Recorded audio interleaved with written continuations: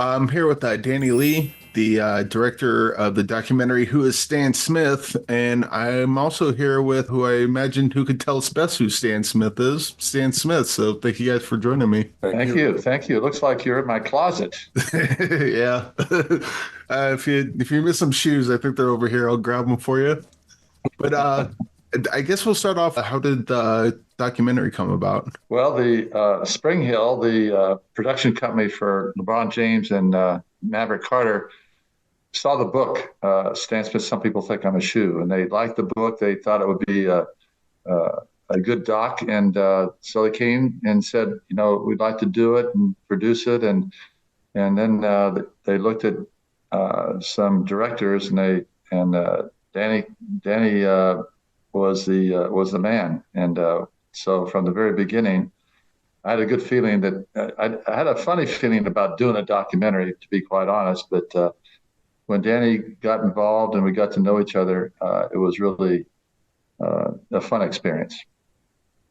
But Stan, what's it like for you having kind of almost like a living journal of your life? Because I've talked to some people, some subjects of documentaries, and even some subjects of biopics. Some of them think it's weird, but others think it's like, oh, this is kind of cool. It's just something I can look back to, or something my kids will have forever. Well, that's exactly right. It's very weird, and it's like a really nicely done home movie, and it'll be part of the legacy. And so my 17 grandchildren can show their grandchildren what their grandfather was like. And Danny, what's kind of your thoughts on just documentaries in general? A lot of things I ask is like kind of what you think, what your responsibility as a filmmaker is in telling the truth. But in this case, you have Stan there working with you, so I'm guessing he's going to keep you in line if you start searching the truth a bit much. Good I point. think sort of I come into this as a filmmaker that, works in both scripted and documentary and commercial. So I think maybe I have a little bit of a different point of view on the execution of everything. I think it's really important for me, at least, to enhance the story with style, but never overtake it. Just make sure you enhance it. But when I'm working in the documentary format, I think journalistic integrity is of the highest currency. You're here to tell the truth. You can enhance the emotion, but Stan was involved, but he never imposed his will on us. I think that's the ideal situation, which is you broker this trust with the talent and you go and you make your version of the story. So Stan was really gracious. He gave me a lot of trust from the very beginning all the way. I think we showed Stan. It was essentially near a lock cut. He said, I really wanted to impress him. I said, here. And he and his family really loved it. And I think he had one tiny, tiny little note, and that's it. So credit to Stan for having so much faith in the process. He's been approached many times to finally get the opportunity to tell this iconic story. For me, it was a big privilege, big honor.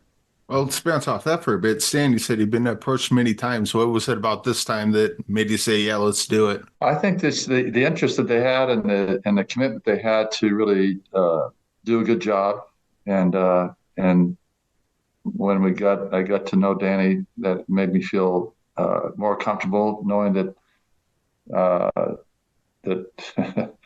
my my life story was sort of in his hands. You've had such a big life and so many interesting things happen in it. Like I imagine there was stuff that didn't quite make it into the documentary. It was like some stuff that maybe you shot for the documentary or some stories or whatever that's like we wanted to put it in, but just like it doesn't flow with the natural arc of the story, and we just got to cut it. Yeah, there was a lot of that. When you're dealing with a career that spans 60 years, that's a lot of ground to cover.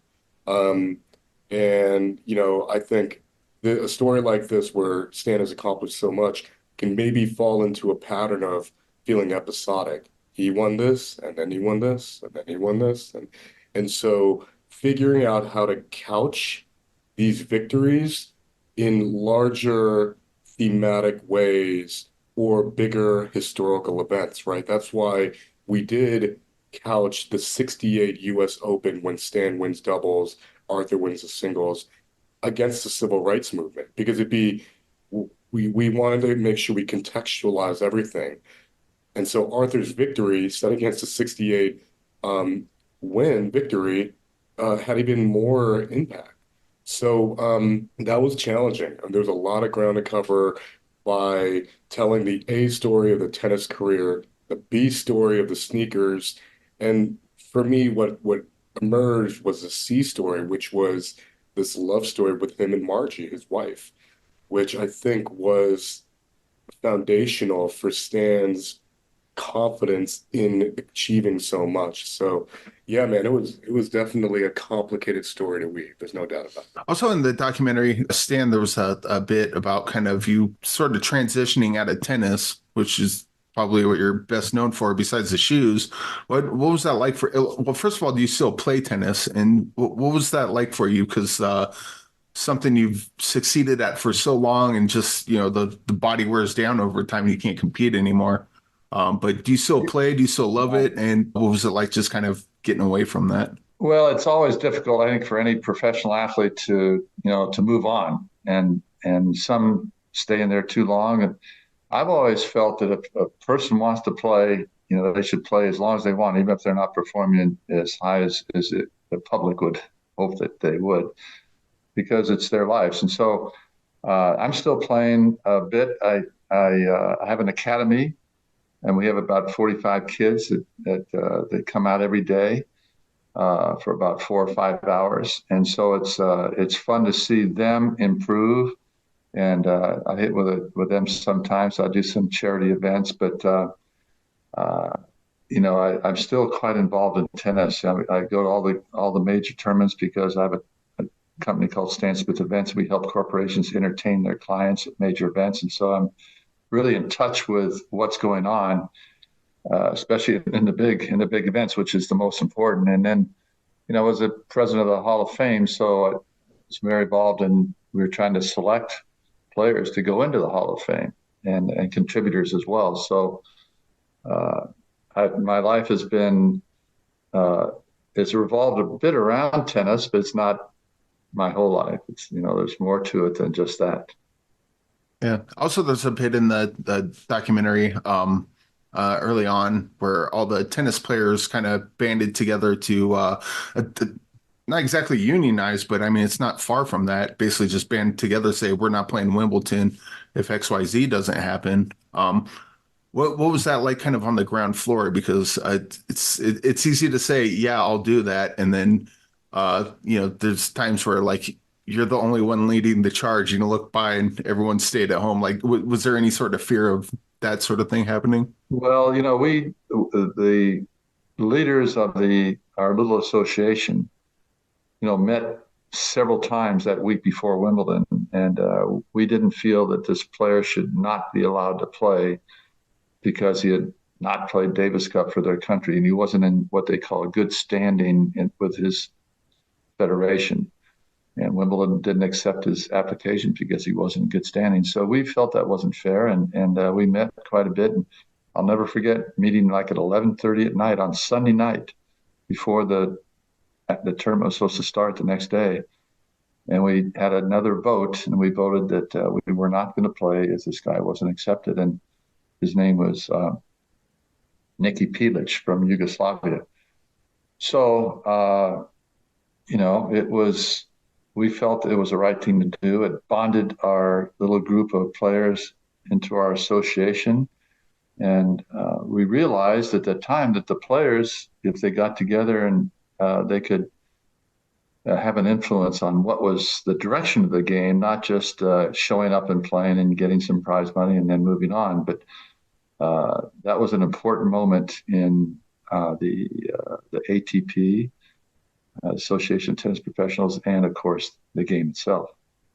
I think that's important, just even broadly, like just recently with the writer's strike, like when you get a bunch of Yeah. people together and hold together, it can get things done. And I think a lot of people like, I always get worried early on when it's like, let's do this thing. It's like, yeah, yeah, yeah. But then when it comes time, like some people like step out and it's like, no, you got to get together and commit. Yeah, I was hoping to defend my title that year. I was playing well, so you never know if you're going to get another chance to enter a tournament when you're at the top of your game.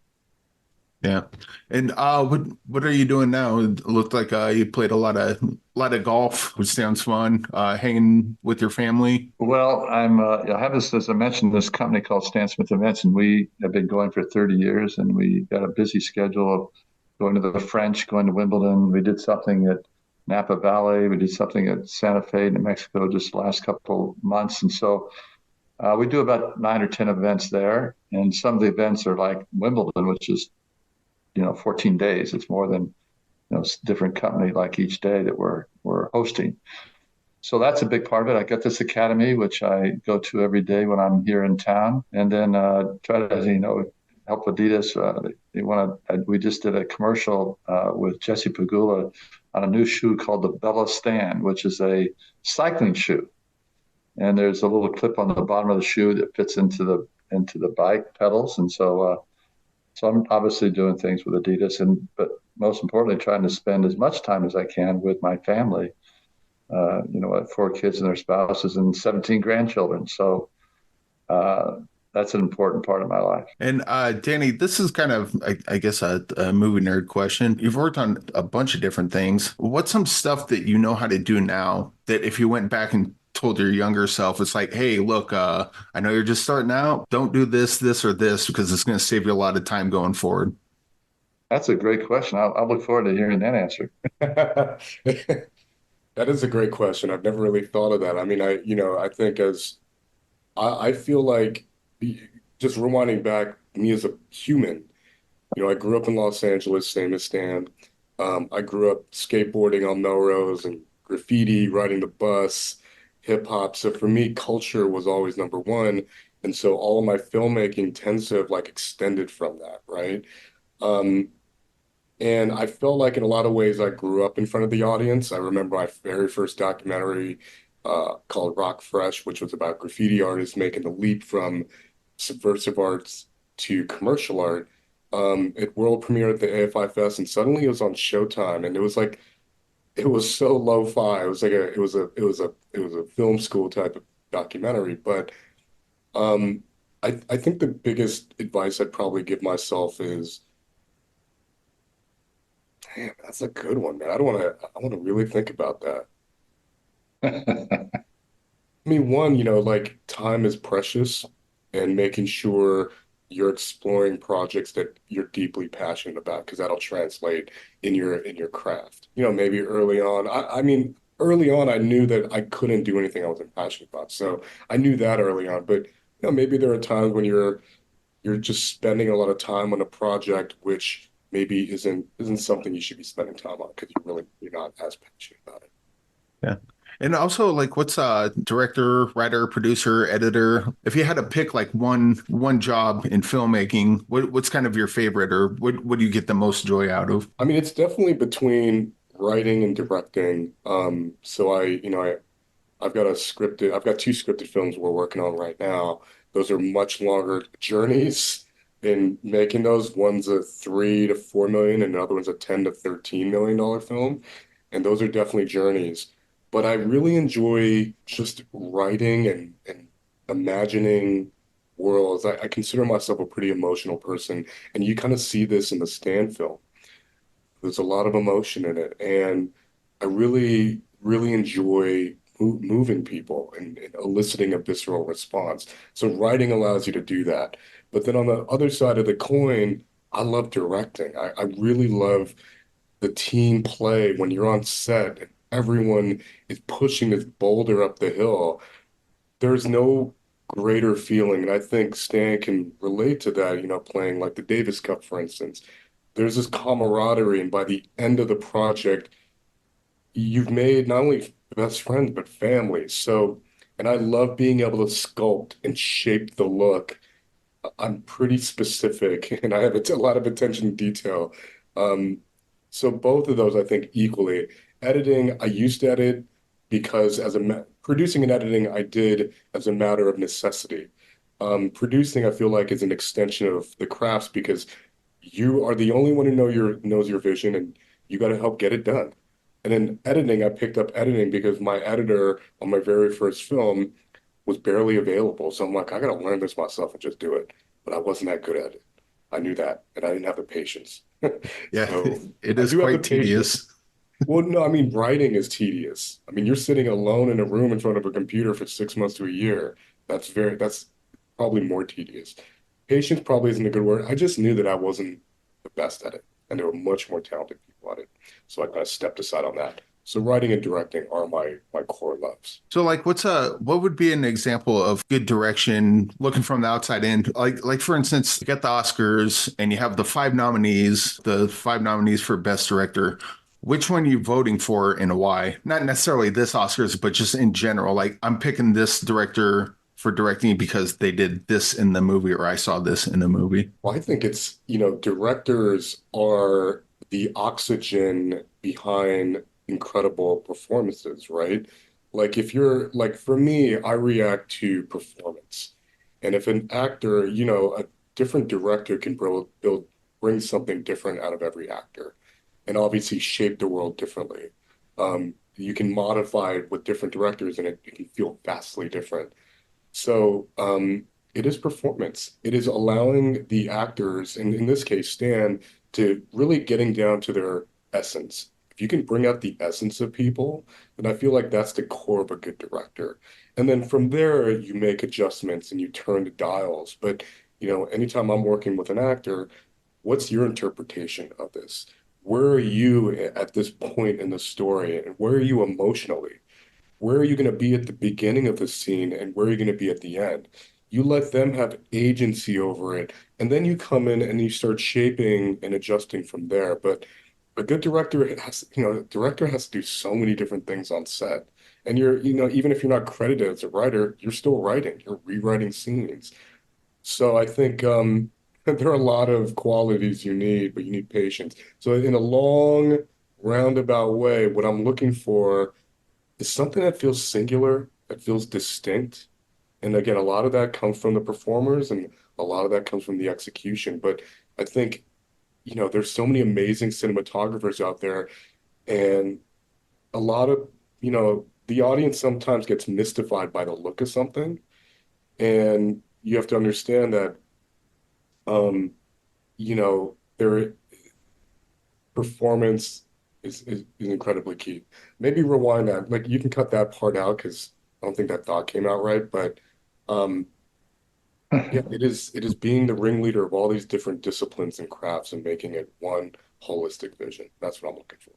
And Stan, like just kind of speaking of filmmaking, I mean, it's often said it's a collaborative medium because it obviously is. But with your experience, just kind of seeing sort of how the sausage is made, what's some crossover you see between filmmaking and sports, just in general? Well, you got to be on your game. You got to be focused. If you're not focused, that's one of the things that Danny did so well. As he said, he was attention to detail. We'd be doing a scene and he'd say, well, this one photograph has to be moved over here 3 inches. I said, well, he knew what was going to see in the film itself. And so that's a lot of it. And the detail, I think, is critical. And in tennis, you have to be, you have to have the foundation really well, and then you have to compete. And he's been a little sick lately. I was sick at the end of this thing. I had the 8-hour interview was at the end of this whole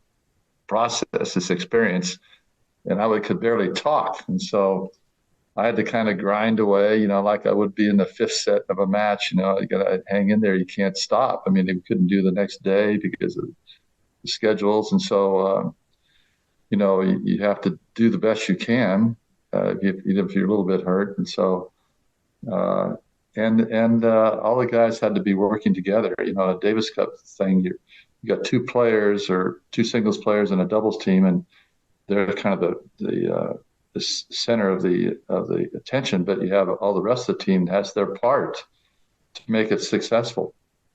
And some Davis Cup captains will make they'll do things so that their two stars will shine. They'll get more confidence. They'll play cards, let them win, and things like that. I mean, little tricks, and that that makes a difference. Plus, you have to have the trust in that person, so you know they're not just blowing smoke, but they're first of all committed, and then they're doing the best they can, and they're looking out for the best interest of you as a player, as a person. All right.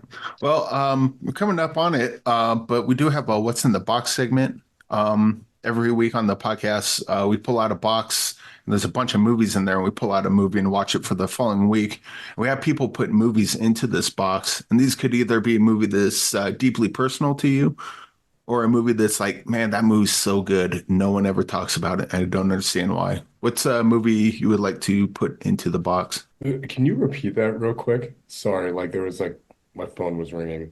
Oh, so it's basically we have people put movies into the box that we'll pull out and watch the following week. And these are movies that are either personal to you or movies that you just kind of think this movie's really good and no one talks about it. So what's a movie you would like to put into the box? Man, coming with these really good questions. That's what I do. That's the job. I wish I had some preparation. Let me think. Hmm. Because there's so many, right? I mean, one of my favorite films of all time that I can watch over and over again, and that always recalibrates me in terms of like why I love filmmaking so much. Akira Kurosawa's Ron. And maybe because Shogun just came out or whatever, but like my father took me to watch that on this theater on Western Avenue in K-Town in 1985 or 1984. I was a little kid. I was very little, and it was traumatizing, but it was spectacular. So I would say Ron. All right. Can't go wrong with Kurosawa. Stan, I don't know if you're a cinephile or not, but do you have a movie you'd like to put into the No, box? I'm not a huge moviegoer, but I love some of these. Well, there's a lot of great sports movies that are impactful and to me because as an athlete, you're kind of comparing the process that they're going through. But that Rudy was always a great encouraging film to have a young guy that was kind of on the sidelines that finally got his opportunity. And my philosophy is that God's given you so much talent, whatever that talent is, and we're trying to get the most out of that. And you may not be a superstar, but if you can get the most out of that talent and hopefully make the most of the moment that you have, that's important. Well, yeah, I love that line of thinking. But yeah, for anyone who is Stan Smith, this is Stan Smith, but the documentary Who is Stan Smith is going to be playing in LA May 3rd and New York May 10th and a bunch of other places from there. Hope everyone gets a chance to see it. Danny, congratulations. And Stan, yeah, you have as we mentioned, a living scrapbook. So congratulations on that and all your previous success as well. Thank you very much. Yeah, thanks, Eric. Appreciate it. All right.